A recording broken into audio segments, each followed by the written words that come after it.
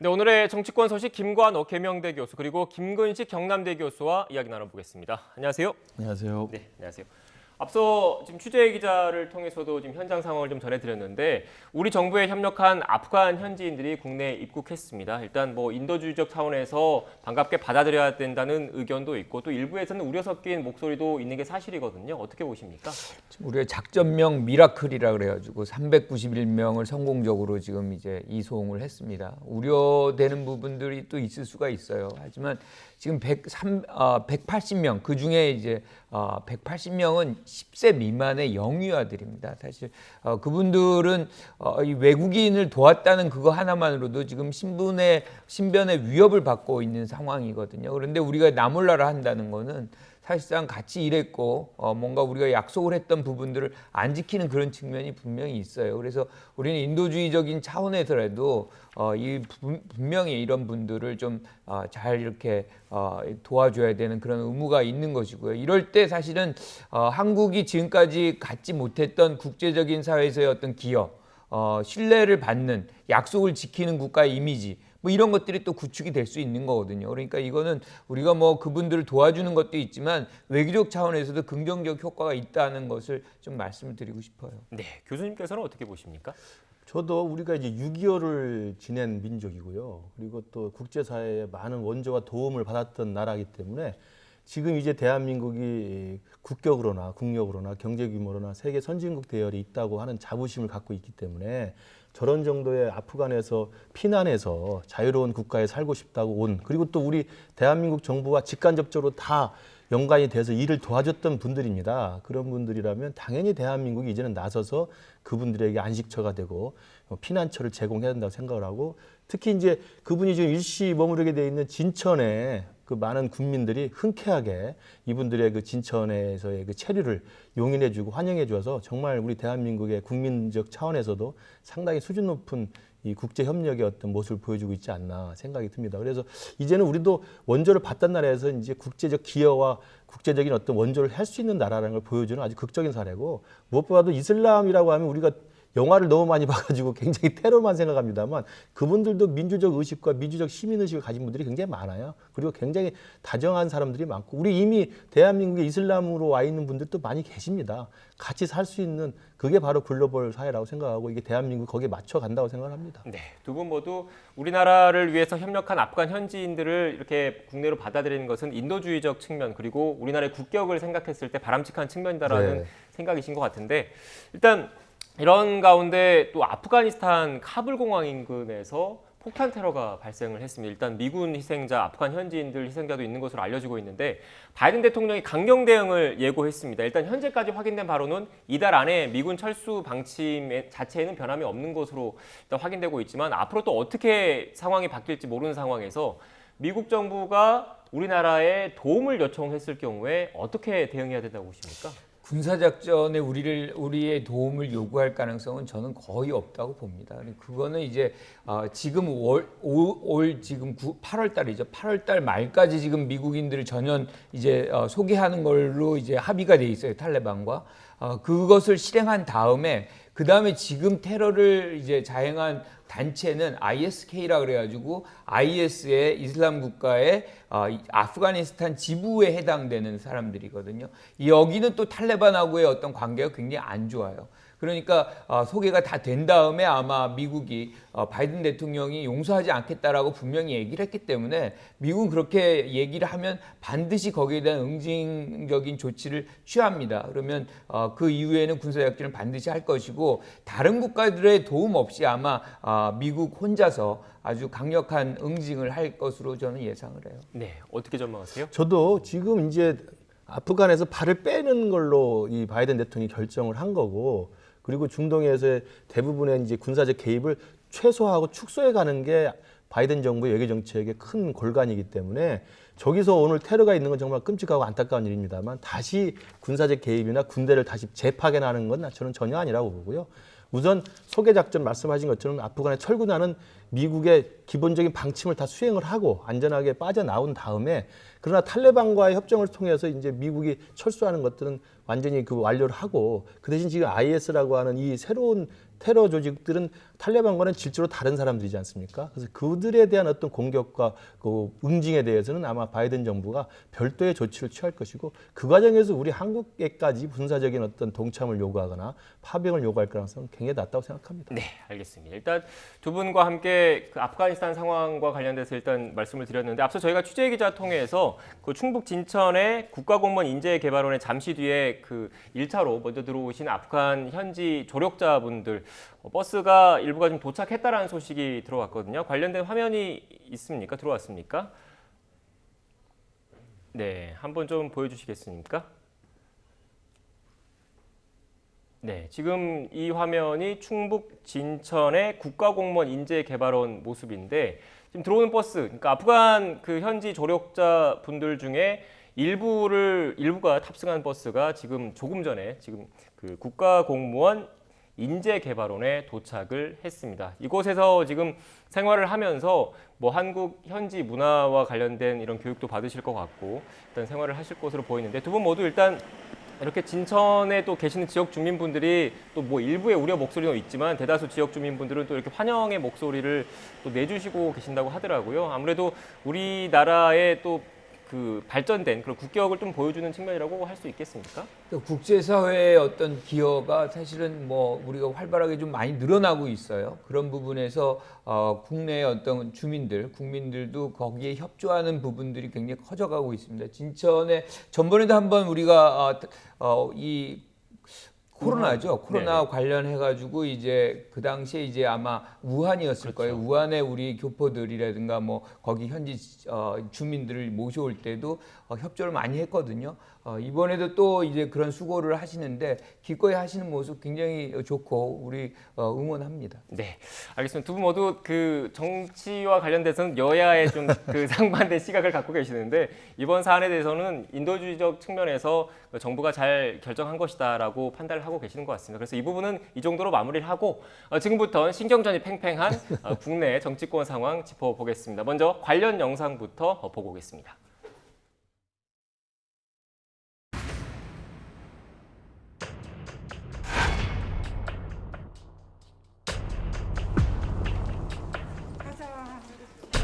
본인 자신도 특공이라는 혜택을 통해서 시세 차익을 남긴 것이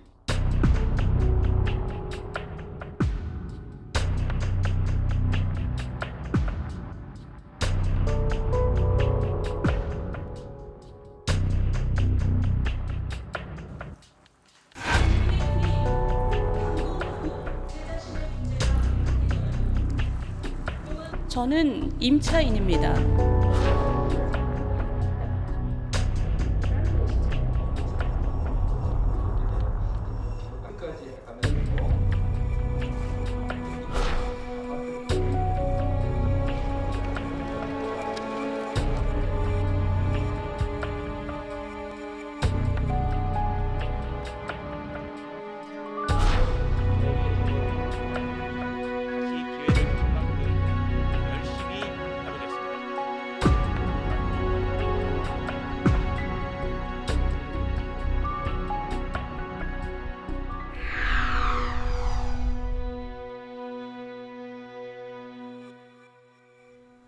네, 영상을 통해서 보셨지만 윤희숙 의원 뭐 사퇴 의사를 표명하긴 했지만 아버지의 세종시 농지에 이어서 윤 의원 본인의 그 세종시 특별공급 아파트 관련된 의혹이 좀 계속 불거지고 있더라고요. 어떤 내용입니까?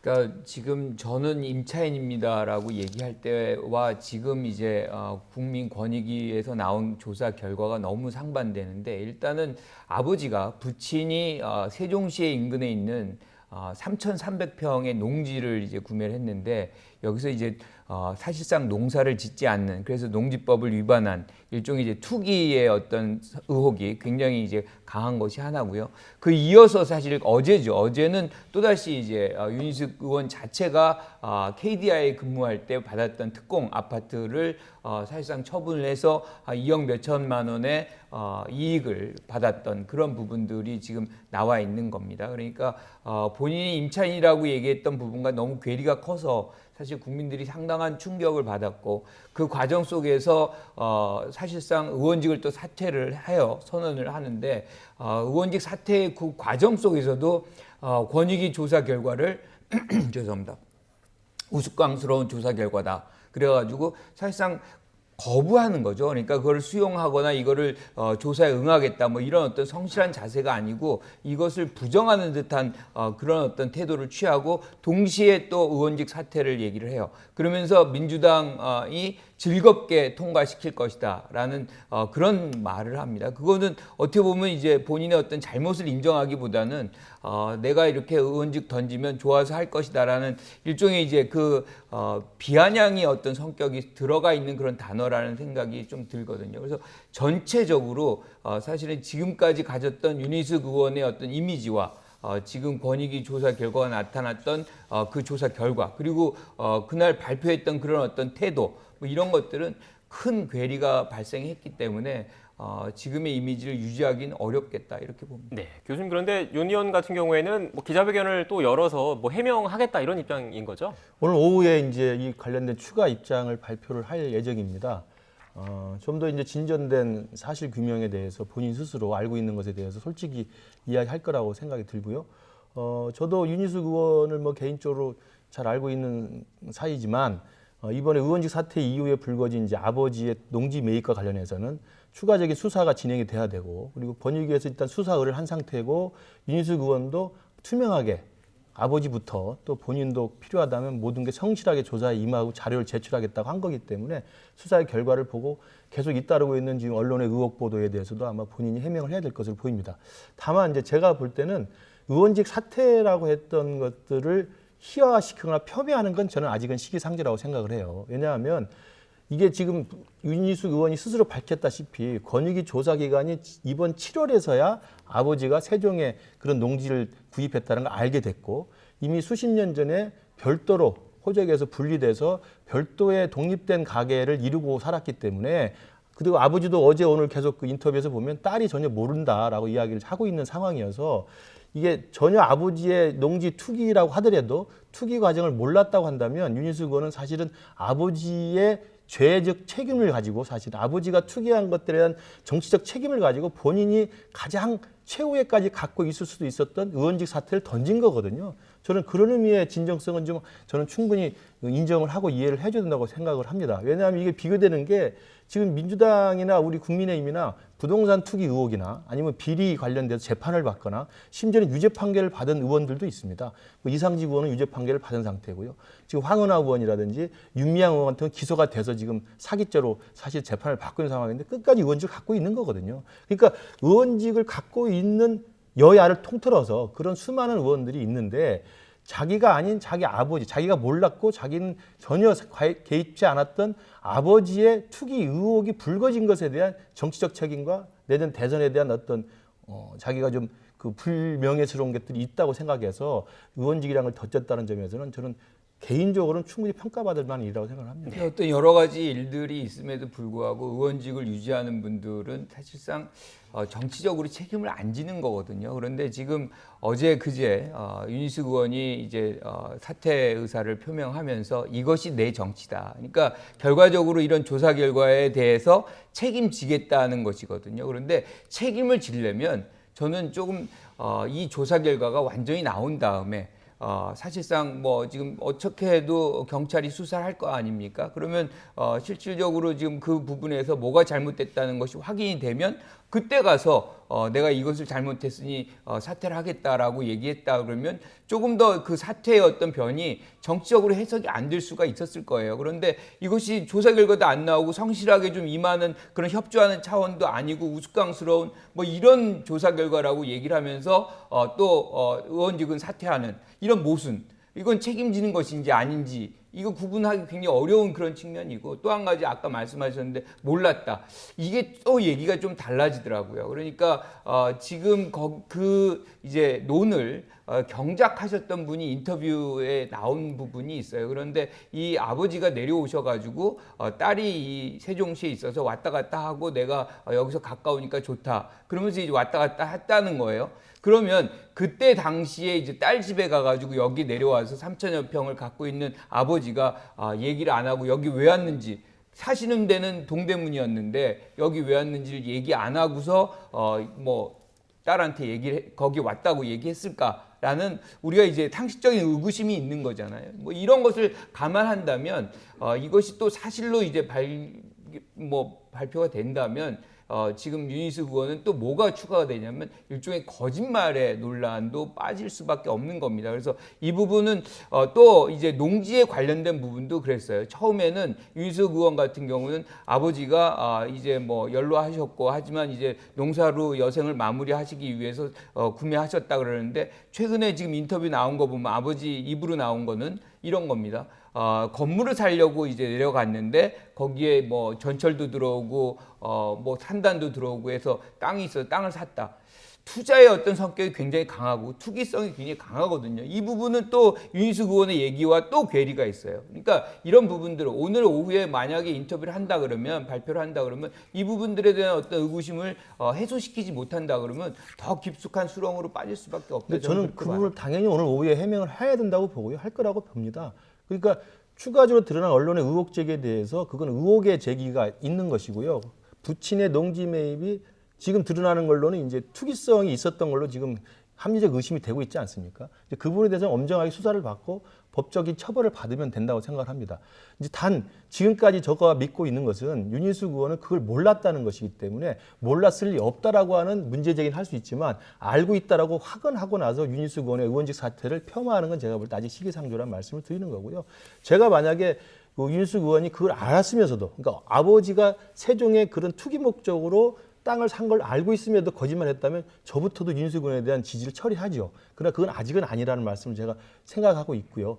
또 하나는 이제 저도 개인적으로는 안타까웠던 게 의원직 사퇴라고 하는 가장 높은 수준의 정치인의 도덕적 기준을 자기가 스스로 지키기 위해서 남들이 하지 않는, 민주당과 국민의힘의 그 수많은 비리 의원들이 끝까지 지키고 있는 의원직을 내던진 것에 대한 그 평가를 충분히 해야 되는데 그 하는 과정에서 저도 아쉬움은 그 권익위의 조사에 대해서 그렇게 비판적인 입장을 밝히지 않았던 게 좋았다고 생각이 듭니다. 본인 스스로가 내가 몰랐더라도 아버지가 그런 것이라고 한다. 그러나 이제 그 사퇴직을 던졌던 기자회견 때까지만 해도 윤희숙 의원은 아버지 말을 좀 믿었던 것 같아요. 농사를 지으려고 했던 걸로 믿었던 걸로 보이고, 물론 이제 이게 나중에 드러나 봐야 되겠습니다만 그런 상황이기 때문에 권익에 대해서 이렇게 부당하다고 이야기를 공격을 하는 것은 좀 자제했을 필요가 있지 않았나. 네. 개인적으로 좀 그런 아쉬움은 있습니다. 일단 지금 뭐 두 분 모두 시각차는 조금씩 있긴 한데 지금 김 교수님께서 말씀하셨던 거의 핵심은 그건 것 같아요. 일단 책임 있는 자세는 의원직을 던지는 게 아니라 일단 의원직을 유지하고 먼저 의혹을 명확하게 해소해야 된다는 게 방점을 찍으신 것 같고, 교수님께서는 또 오늘 그 추가로 기자회견을 한다니까 그 내용까지 좀 지켜본 뒤에 판단하자 이런 입장이신 것 같은데, 이렇게 관련된 입장, 목소리가 그 또 무소속 양이원영 의원이 또 발언을 했더라고요. 관련된 녹취를 듣고 오겠습니다. 어쨌든 의혹을 해명하는 게 책임 있는 정치의 첫 번째 자세라고 생각을 합니다. 그 의원직을 던지는 것이 아니라 저는 그건 도망가는 자세라고 생각을 해요. 근데 그것이 마치 책임을 짓는 것처럼 일부 언론에서 그렇게 미화되고 하는 걸 보면서 많이 당황스러웠고요. 온갖 조롱과 모욕을 받아도 어쨌든 제게 주어진 일을 무소속이라도 열심히 해야겠다 이런 생각을 하고 있는데, 그분은 도대체 무엇을 위해서 정치를 하시는지. 네, 역시 권익위 조사로 뭐 의혹이 불거졌고 민주당에서 제명된 뒤에 지금 현재 무소속 상태인 양이원영 의원이 이런 문제 제기를 했고, 이 내용 자체는 앞서 김관욱 교수님께서 얘기하셨던 그 내용인 것 같아서 일단 그 윤희숙 의원 거는 이 정도로 좀 정리를 하고, 지금 이번 권익위 조사에서 또 그 의혹이 불거진 의원, 열린민주당의 김의겸 의원입니다. 어떤 내용들이 조금 문제가 되고 있는 건가요? 예, 이번에 권익위에서 이제 야당 조사를 하면서 야당으로 이제 분류가 돼 있기 때문에 네. 열린민주당도 김의겸 의원도 이제 추가로 권익위 수사 의뢰가 됐는데요. 처음에 언론에 보도된 바로는 이제 그 내부 정보를 이용해서 이 흑석동에 상가를 매입했다라고 이제 의혹을 제기했는데, 지금 오늘 언론에 새로 드러난 건 뭐냐면 그 내부 정보 이용뿐만 아니라 특혜 대출 의혹도 수사 의뢰를 한 것으로 지금 드러났습니다. 그러니까 당시 언론에도 좀 일부 보도가 됐습니다만 청와대 대변인 시절에 사실은 25억을 호가하는 그 상가를 매입을 하면서 16억 가까운 돈을 대출을 받습니다. 그러니까 일반인의 서민 입장에서 상상할 수 없는 투자 행위죠. 투기 행위인지 투자 행위인지 모르겠습니다만 그런 과정에서 16억이라는 돈을 대출을 은행으로부터 받게 되는데 그 과정에 지금 언론 나온 것으로는 그 흑석동에 있는 인근 국민은행 지점이 아니고 멀리 떨어져 있는 성산동에 있는 국민은행 지점장이 당시 김의겸 대변인의 고등학교 1년 후배였다는 것이고요. 그래서 아마도 그 후배로부터 조금 더 특혜를 받은 그런 대출이 아니었느냐. 그리고 대출 과정에서 지금 아시겠지만 문재인 정부 들어와서 부동산 정책의 가장 핵심 중에 하나가 대출 계속 규제하는 거였지 않습니까? 그래서 대출의 규제가 굉장히 높아서 상당 부분 제1금융권에서 합법적으로 대출받는 금액이 굉장히 낮아요. 그런데도 불구하고 그렇게 16억을 받았다는 것은 상가를 임대하는 과정에서 임대의 숫자를 부풀렸다는 의혹도 있는 것이어서 아마 그 부분에 대한 특수본의 수사 결과가 나오면 특혜가 과연 있었는지 이 부분도 파헤쳐야 될 것 같습니다. 네, 일단 그런데 김의겸 의원 같은 경우에는 그 업무상 비밀 이용 이것과 관련된 의혹은 그 전면 부인을 했지 않습니까? 사실상 공개된 정보 그리고 누구나 살 수 있는 물건을 산 것이다라고 해명을 했는데 이 대출 관련된 부분에 대해서는 어떻게 생각하십니까? 그러니까 대출 관련해서는 그 우리가 통상 은행에 가면 담보가 있잖아요. 그렇죠. 그러면 그 담보의 대출의 상한이 있습니다. 그런데 통상 여기서 지금 국민은행에서 받은 것 같은데 10억을 받았어요. 그런데 아무리 많이 해도 대출 상한이 6억이라는 거죠. 그런데 이제 그런 부분이 그렇게 만들게 된 이 배경이 있습니다. 그게 이제 건물에 사무실이 뭐 이 가게가 4개뿐이 없는데 그거를 지금 8개인가요? 10개로 이렇게 해가지고 사실상 월세를 더 많이 받는 걸로 지금 해놨다는 거예요. 서류상으로는 사실관계와 다르게. 그래서 이제 실질적으로 10억이라는 더 많은 돈을 대출받을 수 있게 했다는 건데 이거는 일종의 서류 조작의 얘기거든요. 그러니까 이거는 당연히 이제 수사가 돼야 되는 것이고 그것을 누가 했는지 그 뭐 후배라는 분이 한 것인지 어떻게 된 것인지 이게 밝혀야 되는 것이고 부동산이라는 거는 휘발성이 워낙 강합니다. 이거는 이런 식으로 이제 그 당시가 또 특히나 청와대 대변인직을 이제 수행하던 때였기 때문에 도덕적인 측면에서도 굉장히 이게 사실이라고 한다면 이거는 뭐 지금 다른 후보 이제 다른 의원들의 어떤 비판받는 것, 비난받는 것보다도 더 클 수가 있습니다. 네, 일단 지금 김의겸 의원 같은 경우에는 그 이전까지 입장을 좀 밝힌 걸 제가 이 자리에 안 계시니까 말씀을 드리면 뭐 고위 공직자로서 이런 그 고가의 부동산을 구매한 거에 대해서 질타는 받아들이겠는데 이게 뭐 투기라든지 이런 혐의에 대해서는 좀 사실이 아니다라고 일단 밝혔다는 점 말씀을 드리고요. 그리고 지금 앞서 저희가 그 입국한 아프가니스탄인 조력자들이 그 충북 진천의 인재개발원에 도착했다라고 제가 화면을 보여드렸는데 관련해서 정부가 추가 그 초기 정착 지원을 돕기 위한 지원 방안을 지금 발표한다고 합니다. 현장 화면이 지금 나오고 있는데 현장 화면 좀 크게 띄워주시겠습니까? 네. 네, 지금 아프간 네. 네, 법무부 차관입니다. 이번에 입국한 아프간 특별지원인 및 그 가족들의 공무원 인재개발원 입소 경과와 조치, 향후 계획에 대해서 말씀드리겠습니다. 아프간 현지에서 우리 정부를 도와서 함께 일을 했던 분들과 가족들 377명이 어제 오후에 무사히 우리나라에 도착했습니다. 우리 정부는 아프간 현지의 불안한 치안 상황에서도 치밀한 작전을 펼쳐 이들을 안전하게 우리나라로 이송하는 중요한 임무를 완수하였습니다. 현재 급박한 상황을 피해 탈출한 아프간 특별 기여자와 그 가족들은 고국에서 모든 것을 뒤로한 채 머나먼 이국 땅인 대한민국에 도착하게 되었습니다. 도착 즉시 PCR 검사와 입국 심사를 마친 아프간 가족들은 한국에서의 첫날을 편안한 마음으로 사랑하는 가족들과 함께 보낼 수 있었습니다. 이분들에게는 정말로 기적과 같은 하루라 할 수 있을 것입니다. 그리고 오늘 따뜻하게 이분들을 맞아주신 진천 음성지역 주민 여러분 덕분에 오늘 임시생활시설인 공무원 인재개발원에 입소하게 되었습니다. 이분들이 이곳에서 당분간 생활할 수 있도록 넓은 아량과 포용으로 큰 결정을 해주신 지역 주민 여러분들께 다시 한번 깊은 감사의 말씀을 드립니다. 입소자 현황에 대해서 말씀드리겠습니다. 총 76가구 377명이 입소하게 되며 입소자 중 남성은 194명 51%고요. 여성은 183명 49%입니다. 금일 13명이 추가로 입국 예정에 있습니다. 입소자 중 미성년자가 231명으로 전체의 61%를 차지하며 만 6세 이하도 110명으로 전체의 29%입니다. 60세 이상인 입국자도 1명 있습니다. 총 76가구 중 6인 가구는 24세대로 가장 큰 비중을 차지하고 있고 8인 가구도 6세대가 입국하였습니다. 이분들은 아프간 현지 우리 정부기관에서 근무할 때 이미 신원검증을 마친 분들이며 국내로 오기 직전에도 외교부 등 관계기관의 철저한 신원 확인을 마쳤을 뿐만 아니라 입국 후에도 계속해서 추가 검증을 할 계획입니다. 다음은 입소자 방역 관리에 대해서 말씀드리겠습니다.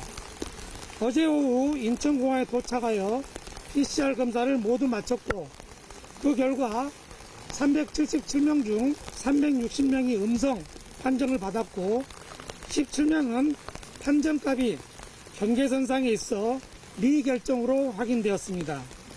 미결정자를 포함한 377명 전원이 이번에 이곳에 입소하며 다만 미결정자에 대해서는 24시간 경과 후 재검을 실시할 예정입니다.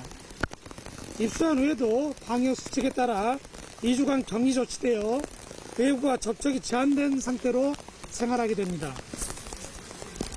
인재개발원에서 생활하는 동안 법무부 등 직원 40명과 민간 전문 방역 인력 12명 등 총 59명으로 구성된 생활시설 운영팀이 상주하며 이분들을 보살필 것입니다. 지원과 운영에 필요한 추가적인 인원은 향후 충분히 보강하도록 하겠습니다. 특히 격리기간 동안에는 입소자들과 대면하는 것이 제한되므로 전화, 방송장비 등을 활용하여 식사시간, 안전수칙 등 입소자 안내사항을 전파할 예정입니다. 입소자들에 대해서는 체온검사를 1일 3회 매일 실시하여 코로나19 증상 여부를 수시로 확인하고 이동을 제한하며 입소 7일차에 2차 PCR 검사를 실시하여 잠복기 및 무증상 확진자 등을 선별하며 격리 종료 직전에 3차 PCR 검사를 실시하도록 하겠습니다. 법무부 교정본부 소속 의사 2명과 간호사 3명, 국방부의 군의관과 간호장경 등 총 10명이 24시간 시설에 상주하며 입소자들의 건강을 모니터링하고 총 2차례의 PCR 검사를 실시할 예정입니다. 중수본 병상 배정팀, 119 종합상황실, 인근 의료기관과 비상연락체계를 갖추어 입소자들이 안심하고 생활할 수 있도록 준비하겠습니다. 그 밖에 필요한 사항은 중수본, 입국자 임시생활시설 관리 운영 지침에 따라 대응해 나가도록 하겠습니다. 다음은 시설 내 생활 관련입니다. 숙소 배정은 1인실부터 8인 가족들 중 반드시 보호자의 보호가 필요한 12세 이하의 아동이나 장애가 있는 분들이 가족들과 입실할 수 있도록 3인실 또는 4인실을 적절히 안배하여 배정을 하였습니다. 식사 지원은 임시생활시설에서 생활하는 동안에는 입소자들의 종교를 고려하여 식단을 마련하였습니다. 방역관리 차원에서 공동이용시설인 구내 식당을 사용하지 않고 도시락으로 제공되며 수시로 음료수, 물 등을 제공할 예정입니다. 다음 내부 통역 관련입니다. 시설에는 통역인 1명이 상주를 하고 있으며 전화 통역이 가능한 통역인 풀 9명을 갖추고 있습니다. 아울러 입소자 중 한국어가 가능한 구사자를 통역인으로 선발해 소통 채널을 구축해서 입소자들의 민원사항을 해결하도록 하겠습니다. 다음은 보육시설 관련입니다. 지금 시설 내에는 보육시설을 갖추고 있지 않습니다. 그러나 이번에 입소자들 중에 영유아가 많은 점을 고려하여 격리가 종료된 후에 기숙사 내 임시 보육시설을 운영할 예정입니다. 아동의 심리적인 안정과 감염병 예방을 고려하여 우선은 외부인보다는 함께 생활하는 부모 등을 통해 보육장소를 운영할 계획입니다. 다음은 임시생활시설 치안 확보 관련입니다. 경찰 1개 기동대와 법무부 직원 14명으로 구성된 안전요원들이 24시간 동안 내내 안전관리에 최선을 다하겠습니다. 인재개발은 예각은 경찰이, 입소자 숙소는 법무부 직원으로 역할을 분담하여 안전에 만전을 기하겠습니다. 필요한 경우 경찰청 등과 협의하여 추가적인 인원 배치 등 적극 대응하도록 하겠습니다. 다음 지원 등 후속 조치 관련입니다. 이분들은 현재 심리 안정이 가장 필요한 상황입니다. 향후 격리 해제 후에는 국가공무원 인재개발원에서 약 6주간 더 머물 예정입니다. 현지에서 우리 정부와 함께 일하고 이미 한국어를 조금 구사할 수 있는 분들도 있습니다. 우리나라에서 잘 적응하리라고 생각을 합니다.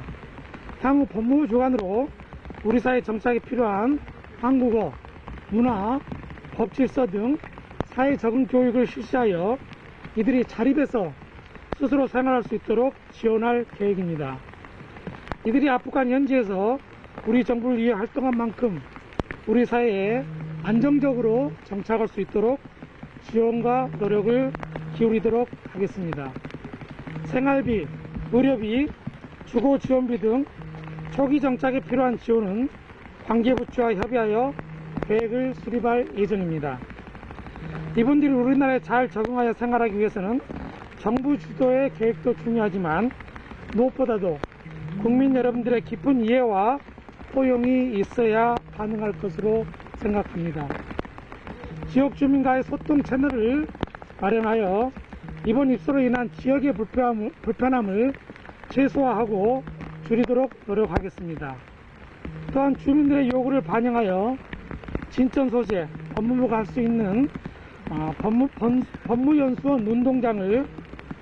법무연수원 운동장과 체육시설을 주말과 공휴일에 개방하기로 하였습니다. 자세한 사항은 법무연수원과 군청이 협의하여 진행할 예정입니다. 이분들이 이곳에서의 생활을 무사히 마치고 우리 사회로 나가게 되는 날 우리의 이웃으로 반갑게 맞아주시길 바랍니다. 다시 한번 큰 결정을 해주신 주민 여러분께 진심으로 감사의 말씀을 드립니다. 이상 감사합니다. 네, 지금까지 법무부 브리핑 생중계로 전해드렸습니다. 앞서 말씀드렸던 것처럼 그 아프간의 현지 조력인들의 조기 정착, 한국 내 조기 정착을 위해서 범부처 차원에서 계획을 수립하고 지원을 강화하겠다라는 내용이 있었는데 보다 자세한 내용은 이어지는 뉴스에서 다시 한번 정리해드리겠습니다. 두 분 교수님 이렇게 또 생중계 동안 또 기다려주셔서 감사합니다. 마지막 주제 간략하게 이것도 좀 짚어봐야 할 것 같은데 언론중재법 일단 민주당 입장에서는 오는 30일 본회의에서 처리한다는 기본 입장에는 변함이 없는 거죠? 그렇죠. 오늘 여야 원내대표가 만난 것 같아요. 이견을 좀 조정을 해보자. 그런데 이제 타협안은 아직 만들지 못했던 것 같습니다. 하지만 30일까지 여러 경로를 통해서 여야가 합의할 수 있는 그런 안을 도출하는 노력을 하겠다라고 지금 원내대표끼리 얘기를 하고 있어요. 지금 범람하는 가짜 뉴스를 이제 방지해야 되는 어떤 필요성에는 굉장히 공감을 합니다. 하지만 또 언론의 자유를 또 침해하는 부분은 또 최소해야 되는 부분이 있기 때문에 이 부분 여러 가지 고려해서 신중하게 좀 처결이 됐으면 하는 바람입니다. 네, 아무래도 이런 움직임들 민주당 내부에서도 신중론이 좀 나오고 있는 것들을 좀 고려해야 하고 있다 이렇게 봐야 되는 겁니까? 그렇죠. 그리고 이제 언론 보도에 의하면 이제 송영길 당대표하고 이철희 정무수석이 이제 만난 것으로도 보도가 돼서 청와대 측과 집권 여당 사이에 아마 이 부분을 어떻게 처리할 것인지에 대한 좀 신중한 접근들을 좀 논의하고 있다고 기대가 좀 되고요. 말씀하신 것처럼 민주당 일각에서 또 민주당의 대선 주자들 중에서도 좀 신중한 처리를 주문하고 있고, 그다음에 진보단체라고 할 수 있는 민변에서도 지금 이분에 대한 언론 자유 위축에 대한 우려를 표명을 했고, 국내 언론학회나 언론기관 단체뿐만 아니라 국제 인권단체에서도 많은 우려를 표명하고 있어서 지금 정부 민주당이 주장하는 것처럼 조작뉴스, 가짜뉴스의 사회적 어떤 이 문제점을 공개적으로 어떻게 공론화시켜서 처벌할 것인가에 대한 공익적 가치는 분명히 인정하면서도 그것이 자칫 너무나 이게 잘못 처리돼 가지고 이게 주먹구구식으로 처리가 됐을 경우에 언론의 자유를 위축할 수 있다고 하는 거악들, 특히 이제 정치 권력이나 정치인 가족 비리 추적이나 의혹 제기라고 하는 언론 본연의 취재 임무에 대해서 조금 더 위축될 수 있다고 하는 우려를 어떻게 잘 부식시킬 것인가. 이 두 가지 양립된 가치를 좀 조화롭게 할 수 있는 것을 조금 더 공론화시켜서 좀 차분하게 해도 된다. 그렇게 생각합니다. 네, 알겠습니다. 지금까지 오늘의 정치권 소식 김관옥 계명대 교수, 김근식 경남대 교수와 함께 짚어봤습니다. 오늘 말씀 고맙습니다.